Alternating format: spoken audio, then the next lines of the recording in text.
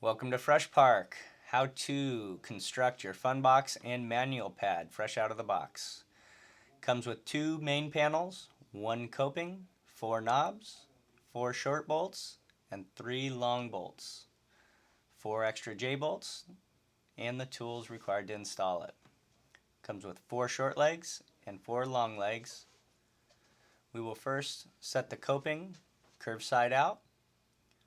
We will lay the Freshpark panels closest to the coping and take our four short bolts, washers and nuts, and lay them in the panel closest to the coping.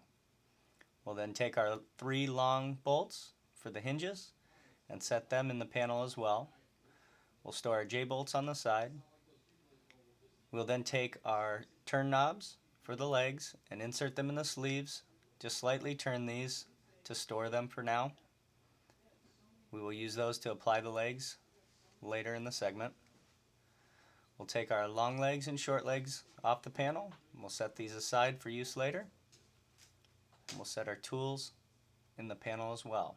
Taking the second panel with the Freshpark facing out, furthest away from the other screen print Freshpark. We want to make sure that the ends line up flush. It is possible for these to be laid out incorrectly, so make sure that you have those lined up properly. We will take our four short bolts, using one washer on the inside of the short bolt and one washer on the outside. We will apply our coping. Now take note, you can set the coping up the reverse of this so that the curved part sits on top of the face of the ramp. We have it set up this way so that when you attach it to another ramp, the coping is on the outside and can be properly used. We'll finish up our fourth short bolt here. We'll finger tighten all of these and come back to them with the tools later. From there we'll take our longer bolts through the hinges. We want a washer on the inside and a washer on the outside of each of these, and we will finger tighten the lock nut at each connecting point. Moving to the center hinge, again one washer on the inside.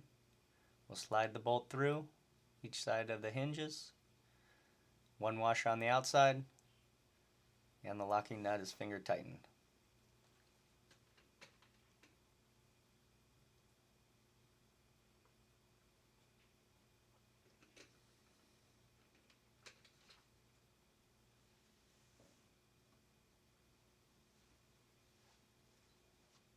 Next, we'll take our other two knobs, insert them into the sleeves, just finger tighten a couple screws in.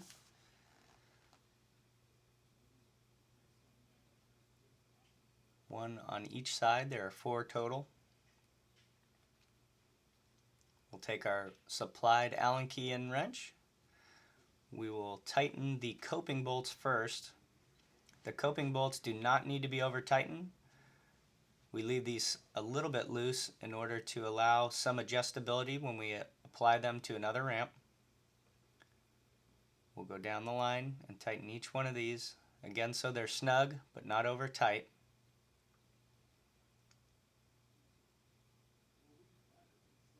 And again, you can put the coping on either way if you're just using ramp by itself. We'll move to our center bolts, the hinge bolts. We will tighten these so that they are snug. Do not over tighten them, as it will cause the hinges to bind and you will not be able to fold the ramp for storage.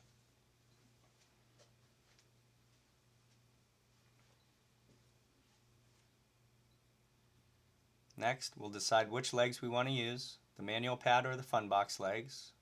In this example, we use the longer fun box legs. Insert each leg into the sleeves. There is no incorrect way to do this.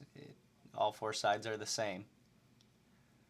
We will tighten the knobs so that they are snug but not over tight, and do not use any tools on the knobs. This is hand tighten only.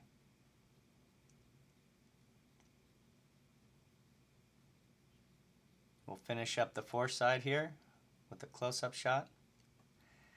Tighten the knob so that it is firm. From there, we'll flip the ramp over and it is ready to skate. For more tips and advice on how to connect your other ramps to the Fun Box, or connect Fun Boxes side to side and the manual pads, visit freshpark.com.